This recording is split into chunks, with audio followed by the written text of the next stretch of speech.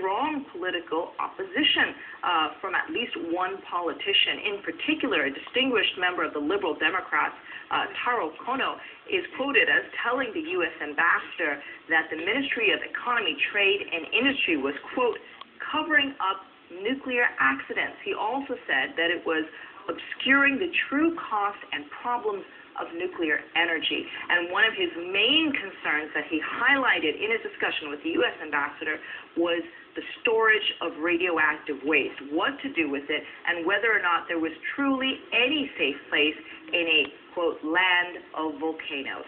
Brooke? Atika, thank you. Just to bring our viewers up to date as to what's happening here at the Fukushima Daiichi plant, today here we know that they've had a fire at reactor number 4, and then also another issue, possible radiation leak from the number 3 reactor. That's just the latest that we're hearing here. How would you assess the situation today relative to when we spoke this time yesterday?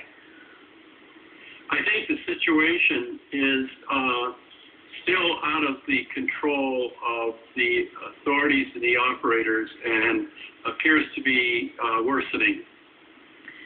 As it's worsening, there have been also questions as to why the IAEA, the International Atomic Energy Agency, has yet to be in Japan at this particular plant. We've just learned today that they're coming.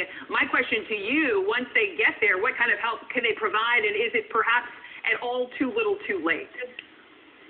Well, the IAEA is doing the best it can, and I don't think we should expect them to be like the Lone Ranger coming in to rescue things. They have their own limits and their limited capabilities. I think that, quite frankly, the military assets of the United States government, the Japanese government, and other governments which may be involved are going to prove to be far more important.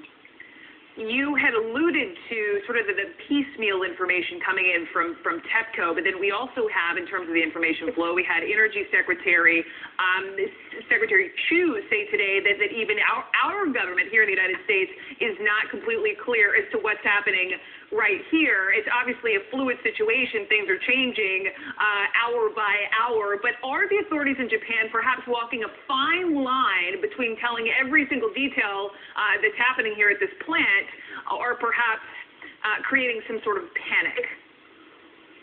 Well, I think they are walking a fine line, and it is a genuine concern to create